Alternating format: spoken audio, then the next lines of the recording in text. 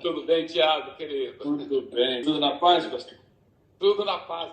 Você é filho do pastor Silmar Coelho, né? Isso, eu brinco com ele que, por enquanto, eu sou conhecido como filho dele. Um dia ele vai ser conhecido como meu pai. Né? Amém, amém, amém. Mas ele, olha, já fazem anos que ele faz propaganda de você. Ele fala muito bem de você, muito, muito, muito mesmo.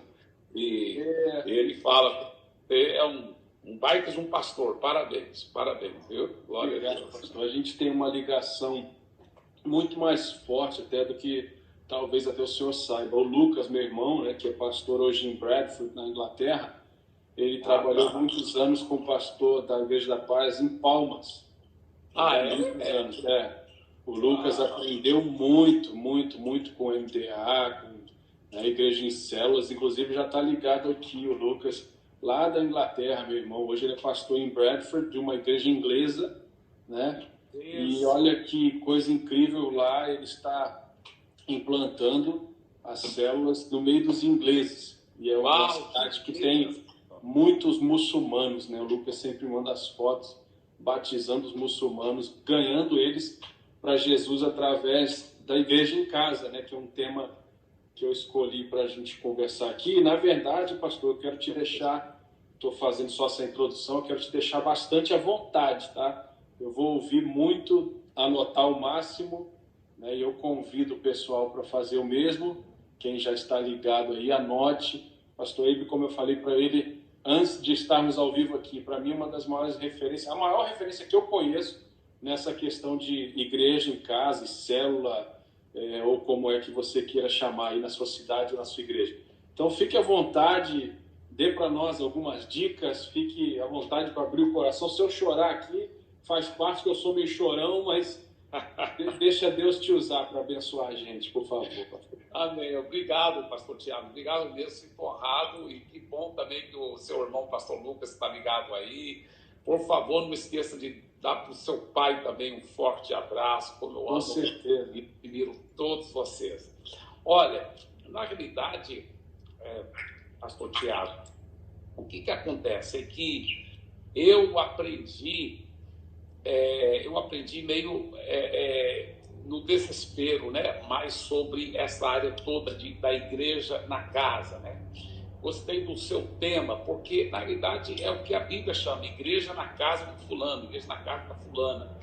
E é interessante que até nas escavações da antiga Roma, os arqueólogos encontraram, até hoje tem lá, casas antigas da época de Paulo, né? Naquela época, que estão com placa, uma plaquinha lá, Domus Ecclesia, né? que é em latim, igreja na casa. Então, é interessante que as igrejas nas casas, elas espalharam por todo o mundo naquela época. O que acontece? Minha história começa quando eu estive nos Estados Unidos fazendo faculdade teológica. É claro que eu ouvia falar do Pastor Show e das células.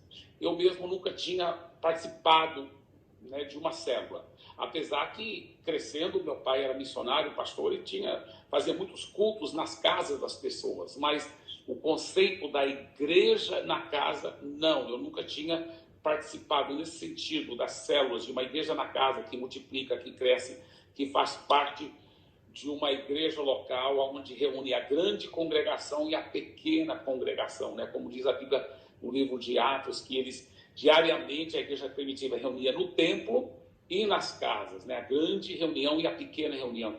Eu nunca tinha participado de uma célula, mas eu tinha ouvido falar do show. Então, quando eu comecei a pastorear em Santarém, logo quando a igreja era bem pequenininha ainda, talvez estava com... porque eu comecei praticamente do zero, né? Era bem pequenininha. Aí, quando ela chegou talvez umas 100 pessoas, cento e poucas, eu já pensei, vamos começar esse negócio de grupo pequeno, né? E eu lembro que até na época nós chamamos de núcleos, né? Núcleos, e nas casas. Mas não decolou, eu até pensei, olha, talvez no Brasil não funciona, só na Coreia mesmo. Então, eu desisti por alguns anos. Aí depois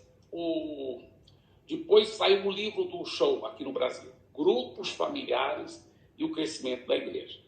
E o show dizia o seguinte, ele dizia com todas as letras, com toda a autoridade, ele dizia, olha, muitos pensam que só vai funcionar na Coreia, mas não é verdade.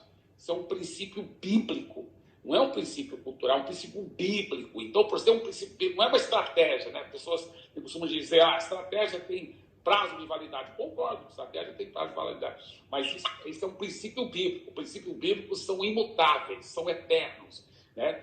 E ele falou no livro dele, Grupos Familiares e Crescimento da Igreja, que é um princípio bíblico, funciona em qualquer lugar no mundo, se colocar em prática da forma correta. Meu irmão, quando eu li isso, eu falei, pronto, eu não vou...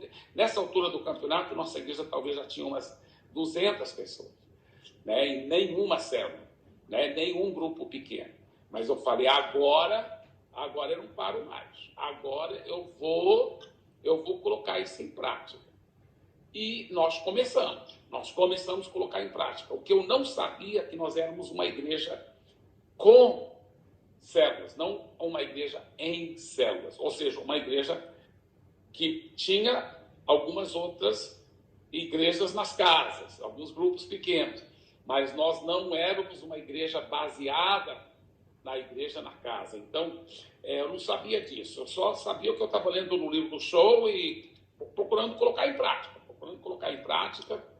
Então, logo nós tínhamos uns 10 grupos familiares e entre 1984 e 1992, entre 1984 e 1992, ou seja, 8 anos passaram, e nós só tivemos entre 10 a 12 grupos. Subia para 12, baixava para 11, baixava para 10, subia para 11, subia para 12, baixava para 10, subia para 11, baixava para 10, subia para 12.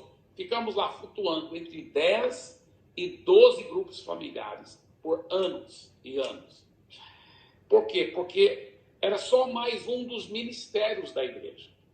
E os nossos grupos eram muito grandes e não multiplicavam, eram só aqueles grupos grandes. E eles ajudavam, sem dúvida, na comunhão e etc., mas não eram o que a gente chama hoje a igreja na casa, né? A célula. Então, o que acontece? Aí eu casei em 91, dia 7 de fevereiro, em 1992, eu tive uma experiência muito profunda com o Espírito Santo, muito profunda.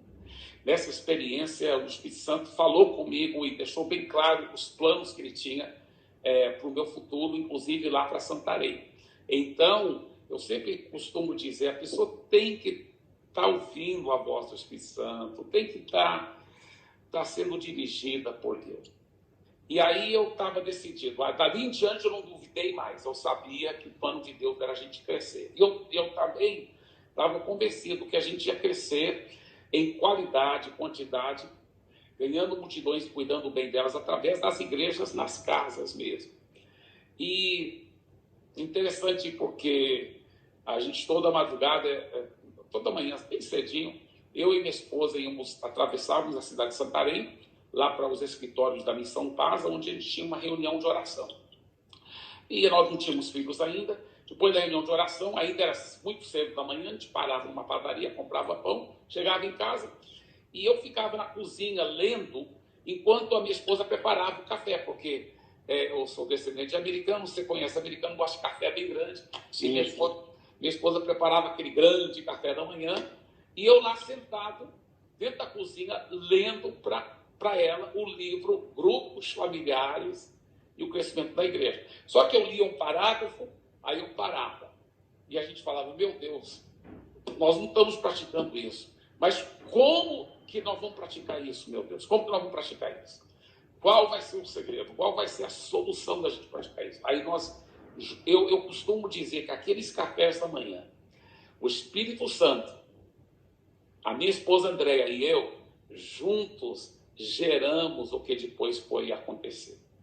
E aí eu comecei a levar a sério. eu comecei a supervisionar os grupos que nós já tínhamos, aqueles 12 grupos. Eu comecei a discipular os líderes daqueles grupos. Alguns líderes eram mulheres, então é claro que não discipulava só eu levava minha esposa. E eu e ela juntos discipulávamos aquelas mulheres, discipulávamos os homens. Eu comecei a investir um por um em cada um deles e supervisioná-los. Eu visitava eles, pegava eles de surpresa. Quando eles menos achavam que eu ia chegar, eu chegava. E eu comecei, naquele discipulado, a aprofundar profundamente. Eu comecei a discipular profundamente. E cada um daqueles líderes de célula, de grupo familiar, eu comecei a discipular profundamente na vida pessoal com Deus. Uma vida de santidade, de intimidade com Deus. Na vida...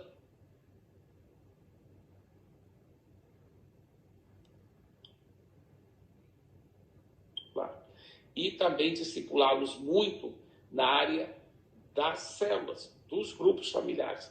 Como eles poderiam cuidar dos novos convertidos, como eles poderiam treinar líderes. Comecei a investir muito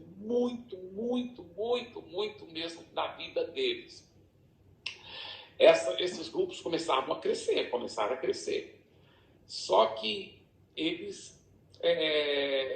eu ainda estava tentando entender como fazer a coisa, romper mais, mas eu estava visitando, investindo muito agora, mas muito mesmo. Toda semana discipulando profundamente esse pessoal. E eu visitei a Igreja Luz para os Povos em Goiânia, cujo pastor principal é o apóstolo Sinomar, o pastor Sinomar, mas os pastores auxiliares dele na época eram o pastor Aloísio e pastor Marcelo.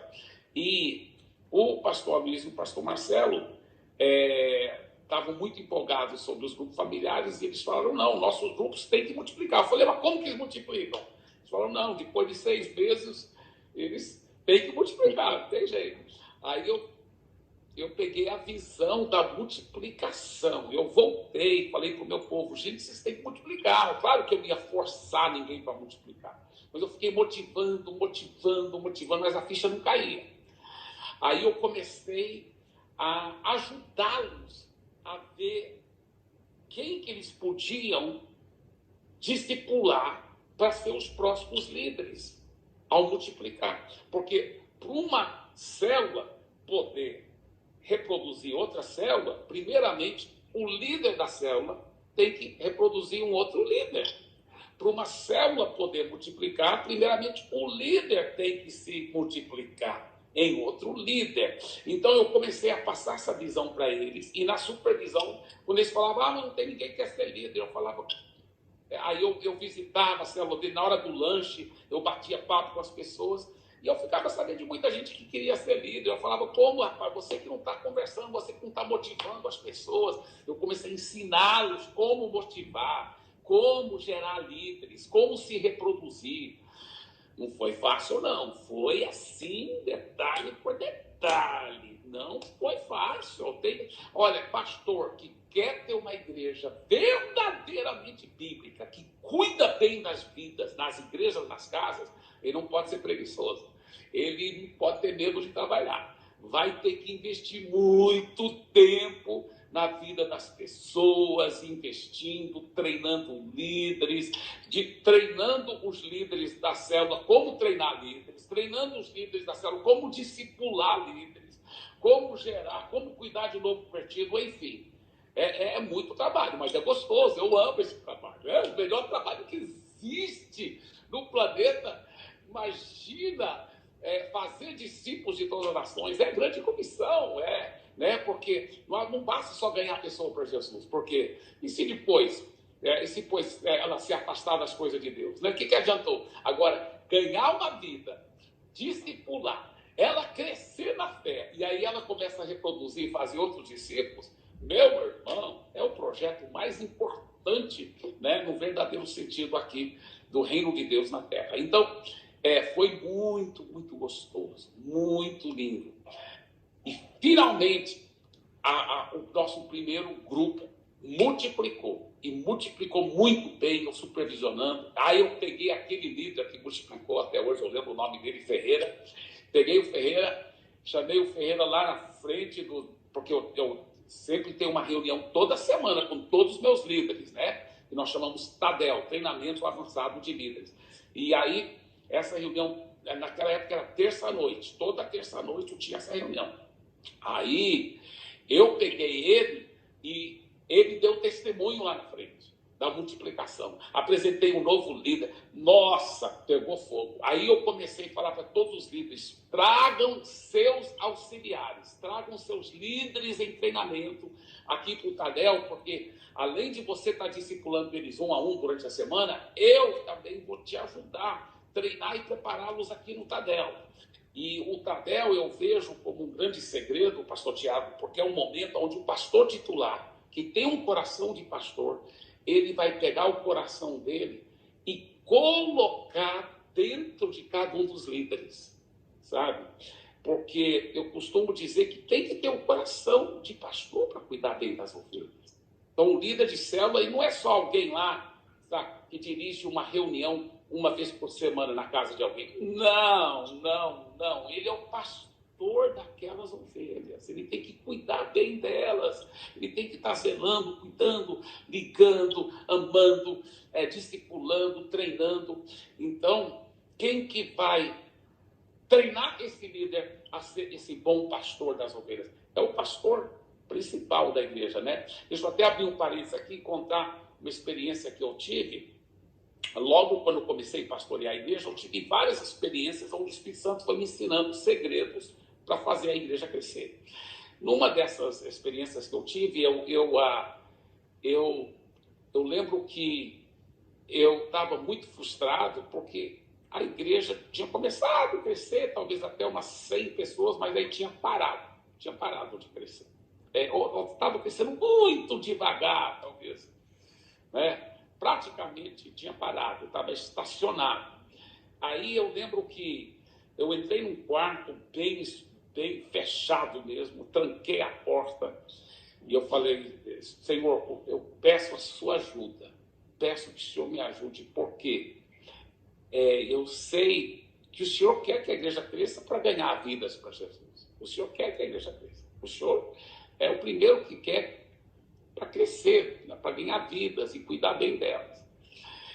Eu sei que ela não está crescendo como ela deve. Então eu sei que o erro, com certeza, não está no Senhor. O erro está em mim. Está em mim. Eu sou pastor da igreja, o erro está em mim. Então, eu peço que o Senhor me mostre qual é o meu erro, por favor. Então, aquele dia eu nunca vou esquecer, ele falou assim: o seu problema, meu filho, é que você não tem coração de pastor. Eu falei: o quê?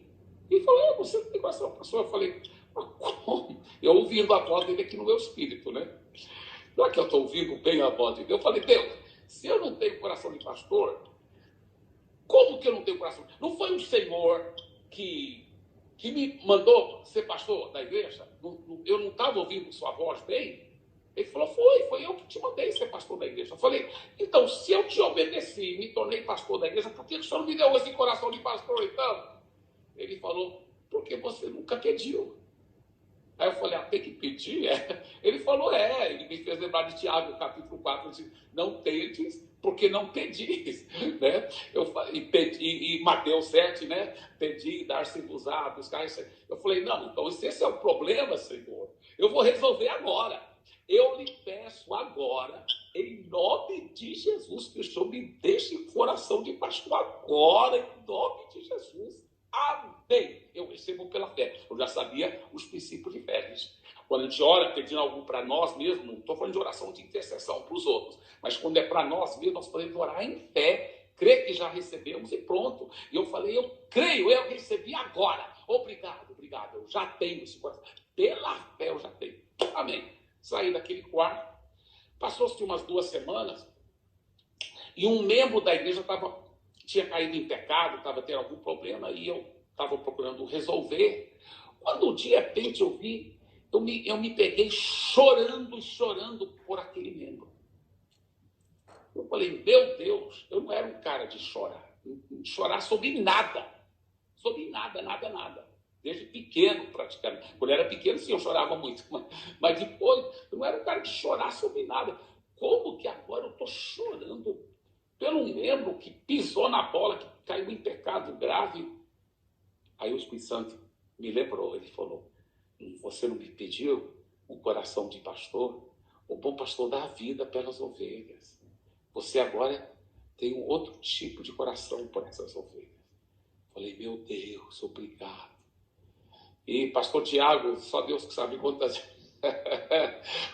vezes eu tenho chorado de lá para cá, amando, cuidando. Eu amo estar com as ovelhas, amo cuidar das ovelhas, amo pastorear as ovelhas.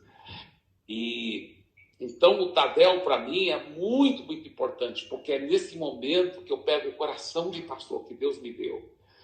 E com a ajuda dele, eu coloco esse coração de pastor dentro de cada um desses líderes de célula e futuros líderes de célula. E treino eles como cuidar bem das ovelhas. Como cuidar bem. Como pastorear aquelas ovelhas. Bem, Tiago, o que acontece? Eu comecei a treinar. Na medida que estou multiplicando, eu tive que fazer o seguinte. Eu tive que organizar a coisa, porque eu vi que eu sozinho com a minha esposa, nós não íamos poder discipular todos os líderes de célula. Nós não íamos poder ficar investindo e treinando, porque nosso tempo era limitado. Então, eu comecei a perguntar para alguns daqueles líderes bem-sucedidos, que já haviam multiplicado.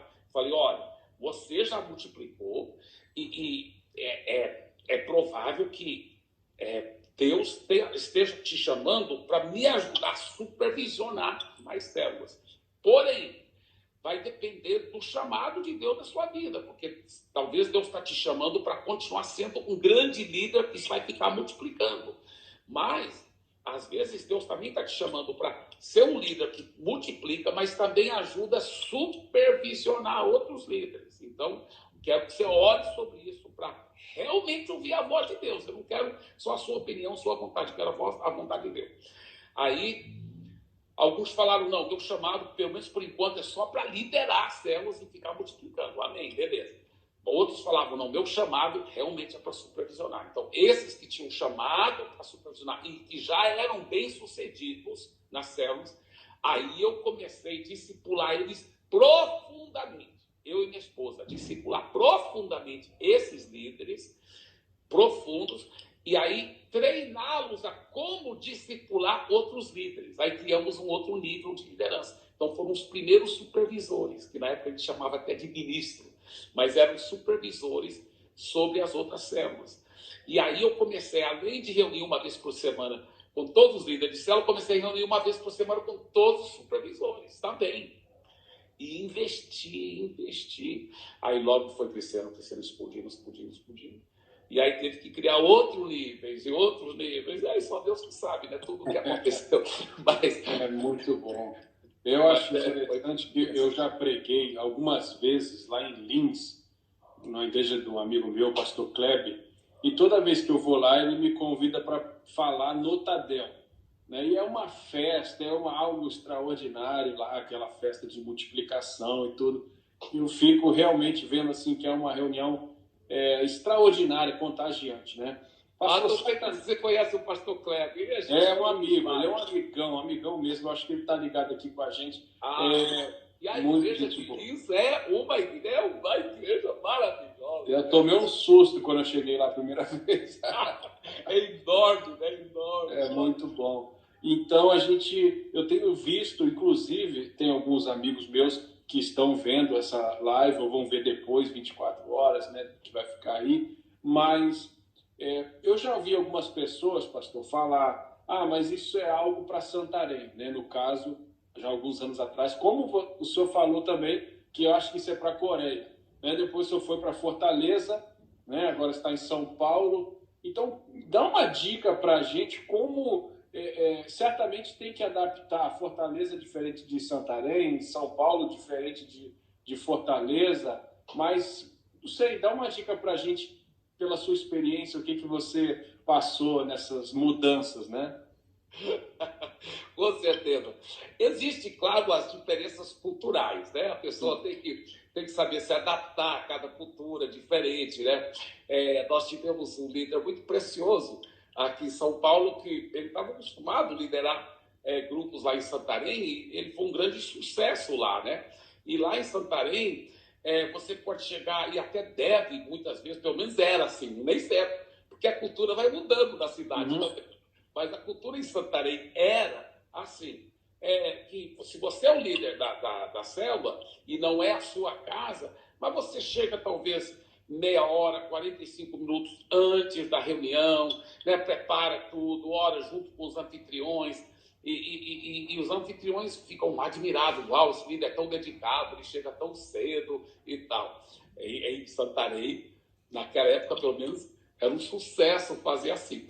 Mas aqui em São Paulo é diferente, né? Então ele chegava bem cedo na casa do anfitrião, que era paulistano, e o próprio nem tinha, não tinham, né? Tem tomado banho, nem se arrumar, tinha acabado de chegar do trabalho, aquela correria. Então, eram coisas assim muito engraçadas que a gente teve que, né, nós tivemos que aprender, adaptar, aprender a cultura da cidade.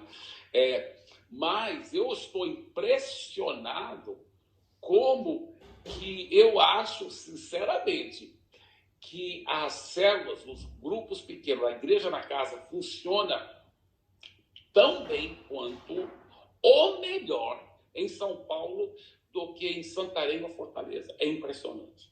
Como o paulistano, ele precisa desses relacionamentos. Então, claro, tem que ser feito de uma forma sábia, não pode ser uma reunião super comprida, é uma reunião objetiva, mas ungida, cheia de muito amor, cheia de muita fé. E aí, termina, tem o lanche, quem precisa ir, pode ir, quem quiser ficar batendo papo, pode ficar batendo papo, porque não é, eu costumo falar para os líderes de célula, é muito importante ser curta, pequena, porque você quer que a pessoa fique voltando toda semana, toda semana, toda semana. Então, tem que ser curta, tem que ser pequena, tem que ser objetiva, animada, mas muito ungida, muito cheio de amor, muito cheio de carinho. Então, às vezes, até quando a pessoa fica muito tempo depois do lanche, só porque ela está gostando tanto, mas depois, na próxima semana, ela fica pensando, eu só cheguei em casa 11h30, semana passada, acho que essa semana eu não vou. Então, até quem quer ficar, às vezes, não é bom para ela. Entendi. Mas, então, tem que ter uma forma muito sábia de saber ir encerrando tudo. Então, são segredos, e cada cultura é diferente, cada realidade é diferente. Agora, os princípios da igreja na casa, de cuidar, de amar, de relacionar-se, isso que é o cristianismo verdadeiro, né? O que tem acontecido muito por aí, eu falo com muito carinho isso, mas é o que eu chamo um pseudo-cristianismo. Um pseudo-cristianismo não é um cristianismo verdadeiro, porque é só multidão entra, multidão sai. Ninguém tem relacionamento, ninguém nem sabe se relacionar. E por isso que era para eles estarem aprendendo aonde? No discipulado, aprender a pedir perdão, aprender a perdoar, aprender saber conviver com pessoas que pensam bem diferente, mas nunca aprenderam isso. Então vão casar. Aí não sabem se relacionar. Aí o casamento acaba também, tem divórcio. Por quê? Porque as pessoas não estão sabendo se relacionar. Por que não estão sabendo se relacionar? Porque, mesmo depois de converter, elas nunca aprenderam. Porque nunca foram discipuladas, nunca tiveram convívio. O cristianismo autêntico é muito convívio. Tem mais do que 50 mandamentos uns aos outros no Novo Testamento. Amai uns aos outros, servir uns aos outros, honrai uns aos outros, orai uns pelos outros, né? Enfim, confessai os pecados uns aos outros. Tantos uns aos outros no Novo Testamento. É impressionante que esse é o cristianismo verdadeiro. E muita gente crente que ama Jesus, até muitos pastores, nunca experimentaram o autêntico cristianismo, aquela vivência de diariamente estarem juntos, comendo as suas refeições com alegria e singeleza de coração, e enquanto isso o Senhor acrescentava dia a dia os que iam sendo salvos. Muitos acham até que isso é impossível hoje em dia, na era moderna. Estão redondamente enganados. Está acontecendo aqui em São Paulo, com empresários, com médicos, com advogados, com engenheiros, com empreendedores, sabe? Com pessoas que são muito, muito ocupadas, mas tão assim, tão cheias da presença de Jesus. É uma coisa tão linda o que Deus está fazendo. Então, eu acredito demais nesse princípio bíblico da igreja na casa, né? Tem 5 livros no Novo Testamento que falam sobre a igreja na casa. Mas além desses livros do Novo Testamento que fala diretamente sobre a igreja na casa, tem vários outros livros na Bíblia que indiretamente os teólogos dizem que está se referindo à igreja na casa. Por exemplo, lá em Timóteo, Tito, onde fala que uma das qualificações para ser presbítero que seja hospitaleiro, porque era de se esperar que todo presbítero abrisse a sua casa para uma igreja. Então ele tinha que ser hospitaleiro. Em 2ª Epístola de João, onde ele fala assim que não é para receber alguém na sua casa que não tem essa doutrina de Cristo, né? Então a gente interpretava isso assim: não pode nem receber com um cafezinho alguém que é de uma seita falsa, né? Alguma coisa assim. Não, o que o texto diz, o que os teólogos dizem, que o contexto histórico-cultural daquele texto é o seguinte: é que na sua casa tem culto, tem igreja na casa. Então não é para você estar recebendo alguém para deixar de ensinar heresia na sua célula, né? Então não é para recebê-lo no sentido de permitir que ele ensine a palavra quando ele não tem a doutrina correta de Cristo. Então é muito lindo como a Bíblia todo o Novo Testamento foi escrito nesse contexto da igreja nas casas, né? Da igreja nas casas. E essa situação que o mundo está passando, né, pastor? A gente crê que, de fato, algumas coisas não vão voltar a ser como eram, né? E eu tenho visto aqui na nossa igreja, eu trabalho com o pastor Philip Murdoch, na Igreja Luz das Nações, né? Sou pastoreado por ele, neto, né, eu digo que eu sou neto do Léo Stockstill, né, que é o pastor do pastor Philip. Então você é um dos pastores da equipe do Philip Murdoch. Isso. O pastor Philip e Renê, né, são meus pastores aqui. Eu cuido do nosso Empower empresarial, né, que é o nosso núcleo de empresários, eu cuido deles lá. Está sendo fantástico. E agora, na nossa igreja, por exemplo, tanto as nossas células como as reuniões estão crescendo, mesmo através do Zoom ou do Google Meet, nesses aplicativos, né? Tem uma senhora, por exemplo, da igreja, que é a mãe do pastor Filipe, ela tinha uma reunião de oração, ela tem mais de 70 anos, 76, se eu não me engano, e a reunião dela de oração está dando assim, 10 vezes mais senhoras e senhores, né?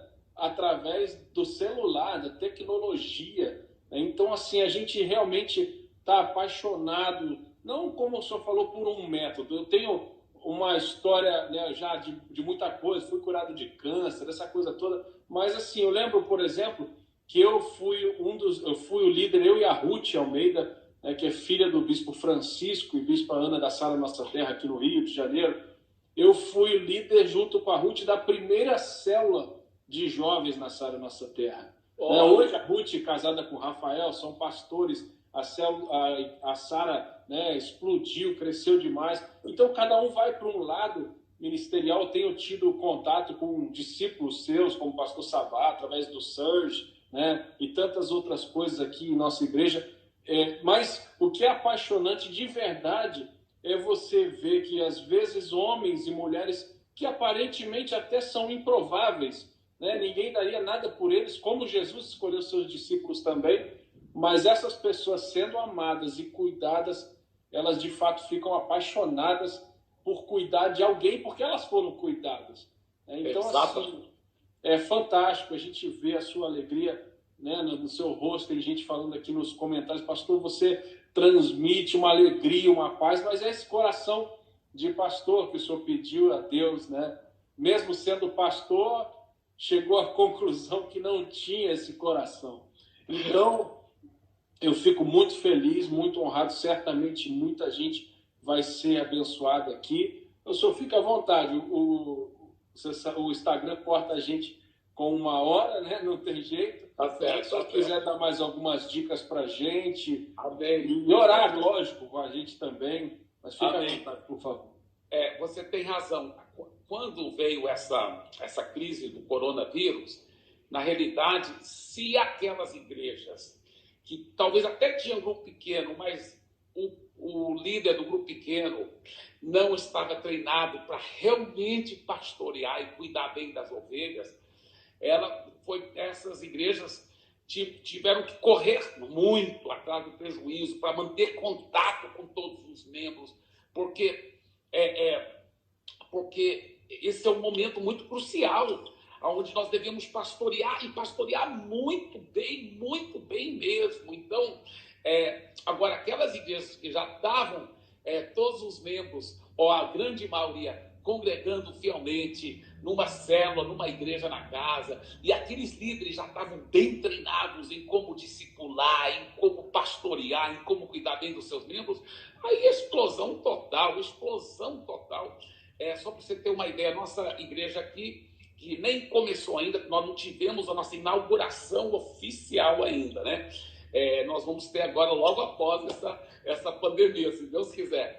Mas ela já estava dando em alguns cultos 1.200, 1.100, 1.200 pessoas. Mas agora, esse último final de semana, só nos cultos online. Não estou falando dos outros vídeos, outras coisas, mas só nos cultos online, esse último final de semana, contando com todas as plataformas, só no culto online deu 11.800 pessoas, 11.800 visualizações, ou seja, de aparelhos diferentes, né? Alguns aparelhos têm bem mais do que uma pessoa, 11.800. Então, nós vimos que durante esse tempo da quarentena está sendo muito gostoso, muito poderoso.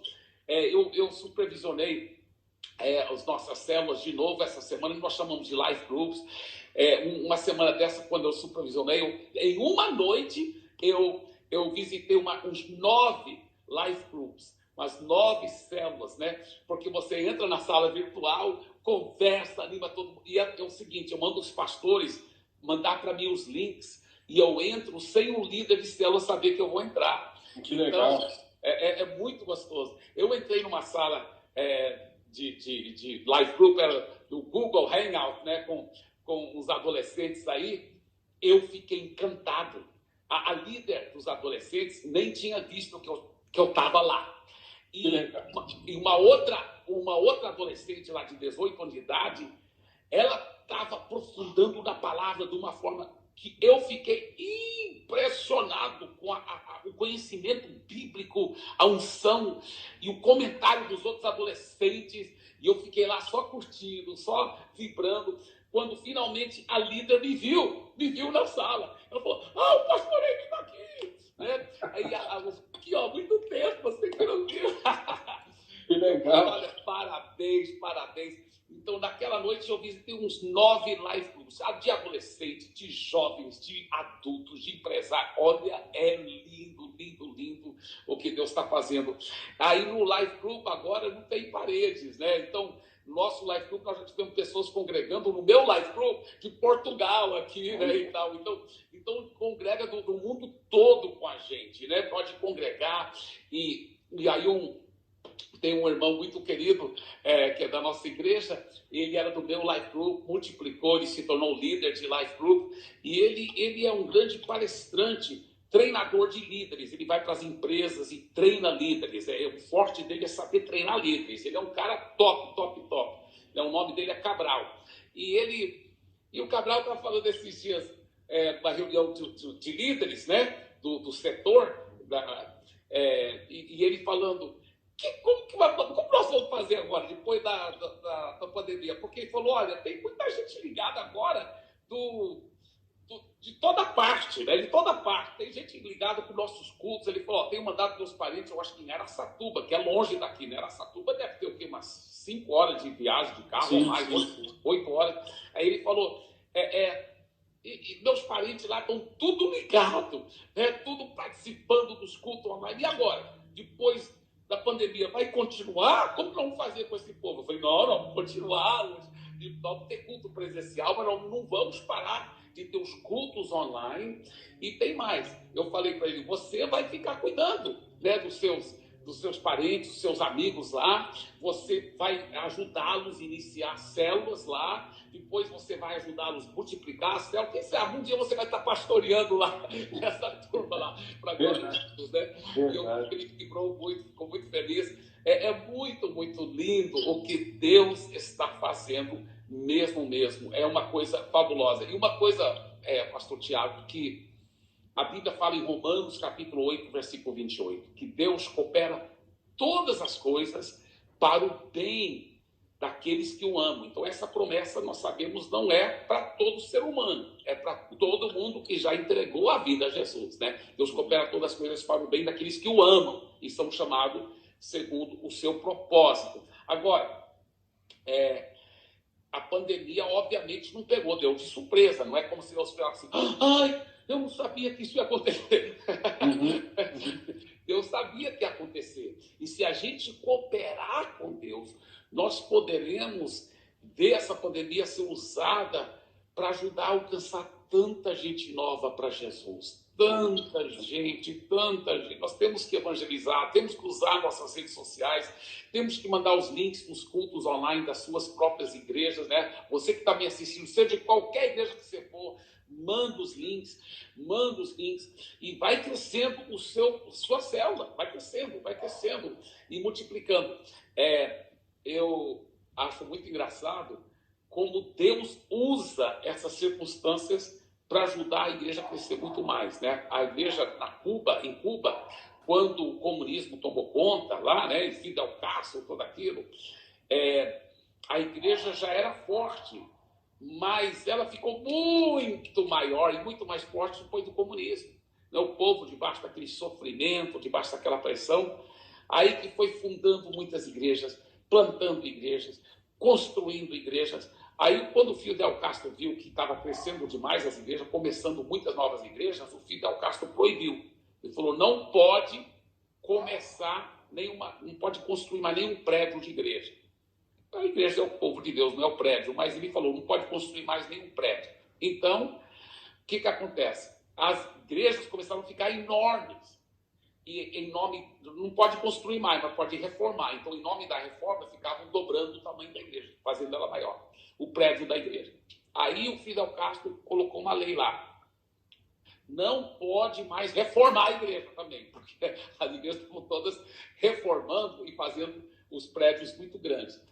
Ele falou, não pode mais reformar. Prova que por muitos anos ficou igrejas lá sem nenhum tipo de manutenção e reforma, o telhado quase caindo, eles tiveram que tirar o telhado e não podia colocar telhado novo, porque era proibido pela lei reformar. Então, tinha igrejas reunindo sem telhado. Eu não sei como é agora, mas naquela época eu sei que estava assim.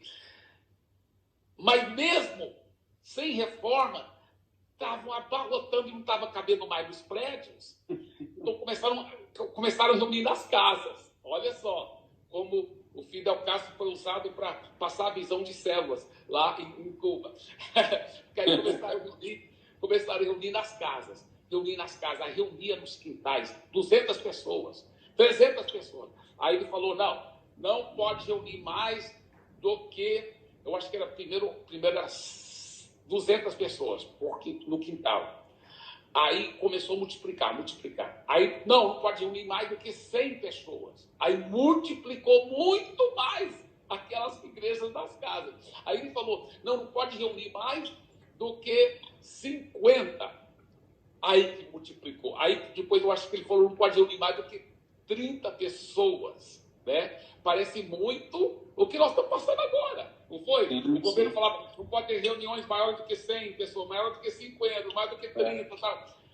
Aí multiplicou, pastor Tiago, tantas células em Cuba, tantas células. É bem provável que naquele ano de todos os países do mundo, de todas as igrejas poderosas, igrejas sem células, o homem que mais multiplicou células foi o Fidel Castro. É verdade, que lindo. Muito então, bom. Deus usa essas coisas, né? E nós temos que aprender a cooperar com Deus, e fluir na nuvem do Espírito Santo para ficar ganhando almas, multiplicando, né? Investindo em vidas para a glória de Jesus, né? Muito bom. E uma das coisas que a gente resolveu aqui na Ilan, né, pastor Filipe, logo no comecinho a gente não sabia, ainda nem sabe quanto tempo vai durar isso, né? Mas uma das nossas conversas, eu e ele, a gente falando, eu falei, pastor, vamos chamar desde a primeira transmissão, que eu acho que foi uma das primeiras igrejas aqui no Rio tomar essa decisão, vamos online, né? E a galera estava brigando para continuar abrindo, enfim. Entendemos que era o tempo, eu falei, vamos chamar de nosso campus online, né? Porque nós temos alguns campos, eu falei, vamos chamar que agora todos nós estamos no nosso campus online. E, de fato, a gente vê que é algo que precisa continuar, que vai continuar, né?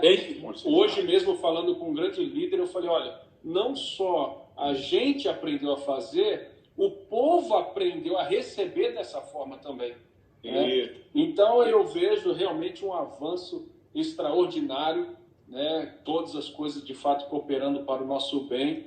E eu agradeço a Deus, né? E a primeira live que eu fiz foi com o pastor Josué Gonçalves, e foi interessante que eu falei para ele assim, pastor, eu pensei num tema, faz uma live falando como aturar o seu cônjuge de 24 horas. E ele riu e tal, porque eu estava recebendo muita piada, a questão de olho roxo, marido e tal, né?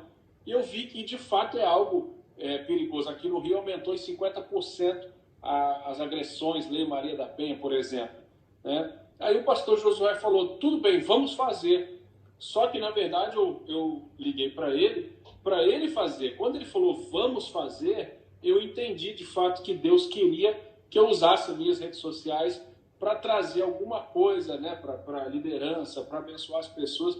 E eu tenho sido surpreendido, como o senhor sabe, com pessoas lá dos Estados Unidos, grandes líderes que estão fazendo isso. E eu quero te agradecer, pastor, não colocando o fim aqui, que ainda tem, acho, talvez uns 10 minutinhos só, mas eu quero te agradecer. Para mim é uma honra muito grande ter o senhor aqui. Eu tenho certeza absoluta que esse bate-papo vai ajudar muitos líderes, né? E algumas pessoas têm me procurado e falam, Tiago, a igreja nunca mais vai ser a mesma. Tem gente que não vai voltar para a igreja, né? Que acostumou a ficar em casa. Eu falei, olha, eu não sei você, mas a nossa igreja, o nosso povo, não vê a hora de voltar. Só imagina o primeiro culto como vai ser, né? Ou o primeiro Tadel, vai ser uma explosão, vai ser uma festa. Então, de fato, essa igreja, esse tema, igreja em casa, igreja na casa, não é algo que nem o show inventou, é algo que está na Bíblia, né? Como o senhor falou. E eu te agradeço demais, pastor. Deixe para a gente aí algumas considerações finais e, por favor, ore por nós. Amém, amém, amém. Eu também quero agradecer muito o seu carinho aí, pastor Tiago, esse privilégio de compartilhar, né, com pessoas tão maravilhosas. E quero até falar para você que talvez seja pastor, pastora, que está ligado nesse momento, saiba que nunca é tarde demais se você ainda não tem estruturado como se fosse igrejas nas casas, né? Você pode, mesmo durante a pandemia, já começar a investir em alguns líderes, treinar líderes, investir a sua vida. E lembrando o seguinte, que o chamado principal do pastor, pelo que a Bíblia fala em Efésios, o chamado principal do pastor não é cuidar de ovelhas. A Bíblia fala que o chamado do ministério quinto, profeta, apóstolo, evangelista, pastor, mestre, é de equipar os santos. E equipar os santos e treinar os santos para o ministério. Então, claro que o pastor é o perito em cuidar bem de ovelhas, mas o papel principal dele não é cuidar de ovelhas. O papel principal dele é de equipar os santos para que os santos aprendam como cuidar de ovelhas. Então, aí não é só um pastor com 1000 mamadeiras tentando cuidar de todas as ovelhas. Não, agora é um pastor equipando os santos, e cada santo, como uma ovelha mãe, dando luz e dando leite para as ovelhinhas. E então eu quero encorajar todos nós, pastores, líderes e membros, a termos essa mudança de paradigma, a começarmos a investir as nossas vidas, independentemente do seu chamado, da sua profissão, das coisas específicas que Deus lhe chamou. Todos nós somos chamados a sermos cristãos. E como cristãos, a sermos envolvidos no projeto de Deus aqui na terra, que se chama a Igreja do Senhor Jesus. E como envolvidos que devemos ser, devemos estar participando, creio eu, de uma forma ou outra, dessa comunhão, desse ganhar vidas, de cuidar vida, de fazer discípulos, de gerar ovelhas. Então, isso é muito, muito lindo. E quero encorajar todos a perseverarem nisso. E quem persevera, no começo às vezes demora, a gente sofre, que paga o preço, mas vale a pena, porque a gente vê os frutos maravilhosos do Senhor. Então perseverem, que eu já vejo sucesso em todas as suas vidas e seus ministérios. Para todo mundo que está ligado aí, para todo mundo que vai assistir também a gravação depois. Em nome de Jesus. Com certeza. Muito obrigado, pastor. Ore por nós, por favor, esse momento que a gente tem vivido, precisamos aproveitar as oportunidades todas. Amém, querido, amém. Pai querido, muito obrigado pelo pastor Tiago, obrigado pela sua família querida, obrigado pelo pastor Felipe Murdoch, que eu amo tanto, que é um pastor também tão exemplar e tem uma igreja tão maravilhosa. Continue a tua bênção, a tua graça, a tua unção, continue derramando, ó Pai, muitas bênçãos. E, ó Pai, eu peço por cada irmão, cada irmã que nesse momento está ouvindo o som da minha voz, que nós possamos, ó Pai, cada vez mais ser sintonizados com o Senhor, aprender como cooperar com o Senhor, para que todas as coisas possam realmente cooperar para o bem, de uma forma tão explosiva, tão gloriosa, que esse tempo de coronavírus seja um tempo aonde vai sair para a culatra. Se o diabo estava querendo impedir a igreja, vai sair pela culatra, porque a igreja vai crescer muito, muito mais para a tua glória. Para isso que nós pedimos, eu peço tua sabedoria sobrenatural, teu conforto e a tua graça sobre cada pessoa que está ouvindo agora, em nome de Jesus. Amém. E amém, amém. Amém. Aleluia. Se o meu pessoal conseguir gravar, a gente pode compartilhar link, YouTube, essas coisas. Fica à vontade, fica honrado, viu, querido? Obrigado. Deus abençoe. Muito obrigado. Deus abençoe o senhor. Obrigado por nos inspirar tanto. Um abraço. Eu que agradeço. Um abraço. Tchau, querido.